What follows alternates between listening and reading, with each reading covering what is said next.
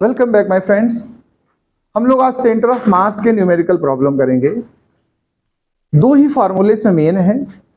एक हमारा आरसीएम वाला है, RCM is equal to m1 r1 plus m2 r2। आपको ना याद हो तो ये जरूर याद कर लें। जब भी आप सेंटर ऑफ मास के क्वेश्चन करेंगे तो एक फॉर्मूला हमारा आरसीएम वाला मुझे तैयार होना चाहिए। फॉर्मूला होता है m1 r1 plus m2 r2, और जितने भी मतलब m3 हो तो आगे ऐसे ही आप सीक्वेंस बढ़ाते चले जाओ। और एक वेलोसिटी का होता है VCM, m1 v1 plus m2 v2 by m1 plus m2। अगर 3 हो जाएंगे तो थर्ड टर्म और आगे बढ़ जाएगा। फिलहाल हमारे पास जो क्वेश्चन है मैं उसकी बात करता हूं। हमारे पास एक क्वेश्चन है, सुन लीजिए, फिर मैं इसको सॉल्व करता हूं। 3 पॉइंट मासेस ऑफ 1 ग्राम, 2 ग्राम, 3 ग्राम। देखिए हमारे पास जो पॉइंट मास हैं उनकी वैल्यूज है 1 ग्राम, 2 ग्राम और 3 gram. Placed in XY plane at the points, corresponding points के आपको कोऑर्डिनेट गिवन है।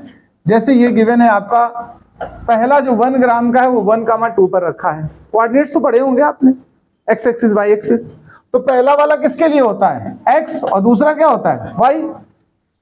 ऐसे ही सेकेंड पार्टिकल हमारा जो रखा है वो 0,-1 पे रखा है, और थर्ड वाला हमारा रखा है 2,-3 पे। अगर मैं इनको सबको नाम देना चाहूं तो पहला इसलिए x1 y1 नाम दिया जा सकता है। इसके नाम क्या हो सकते हैं x2 y2, और इसका क्या कह सकते हो x3 y3। ध्यान से सुनिएगा, m1 m2 m3 पता चल गया, x1 x2 x3 पता चल गया, y1 y2 y3 पता चल गया। मुझे सेंटर ऑफ मास के कोऑर्डिनेट्स फाइंड करने हैं। क्वेश्चन कह रहा find coordinates of centre of mass, यानी x y z में आंसर चाहिए मुझे। तो XCM का जो फॉर्मूला लिखोगे, क्योंकि टोटल कितने पार्टिकल है यहाँ पर 3 है ना, तो 3 टर्म तक जाएगा। m1 x1 plus m2 x2 plus m3 x3, और divided by m1 plus m2 plus m3।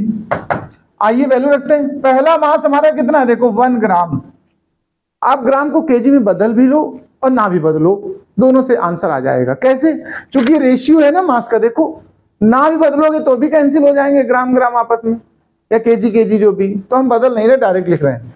m1 x1, x1 मतलब पहला कोऑर्डिनेट हमारा कितना है यहाँ पर 1, m2 मतलब सेकंड वाला वो 2 ग्राम है, और x2 कितना है यहाँ पर 0, m3 हमारा कितने ग्राम है 3 ग्राम, और x3 हमारा कितना है 2।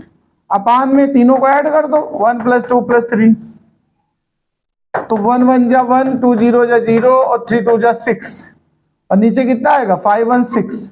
टोटल हो गया 7/6। कितना हो गया देखो, अब ये XCM आ गया।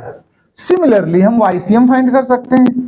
YCM का लिखेंगे फॉर्मूला, तो क्या लिखेंगे आप सोचो जरा, m1 y1 plus m2 y2 plus m3 y3, और टोटल डिवाइडेड किससे करोगे आप बताओ, m1 प्लस m2 प्लस, इसमें तो कोई समस्या नहीं हो रही होगी, मुझे लग रहा आराम से समझ में आ रही होगी बात।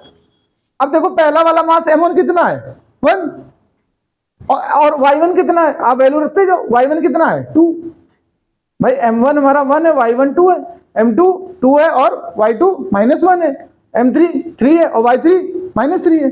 रखो, सॉल्व करो। तो m1 हमारा 1, y1 की वैल्यू हमारे पास कोऑर्डिनेट में 2 है, प्लस m2 2 है, लेकिन y2 हमारा कितना है देखो निगेटिव में -1,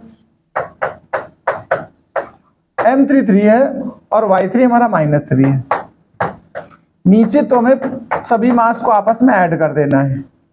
तो देखो ऊपर आ गया 2 -2 -6 आ जाएगा कि नहीं बताओ भाई, और डिवाइडेड बाई 6, तो 2 से -2 कैंसिल हो जाएगा। नहीं 3 3 तो 9 होता है यार, क्या बदतमीजी हो गई है। खैर चलो, 3 3 9 होता है ना, ये कैंसिल हुए। तो ये माइनस का 9/6 आप ऐसे भी छोड़ सकते हो, या आप चाहो तो -3/2। तो कोऑर्डिनेट देखो YC मतलब CM यानी सेंटर ऑफ मास के जो कोऑर्डिनेट आएंगे वो आपके आएंगे, x एक्सिस पे आया था हमारा कितना आंसर 7/6, और y एक्सिस पे आया -3/2। This is the required answer.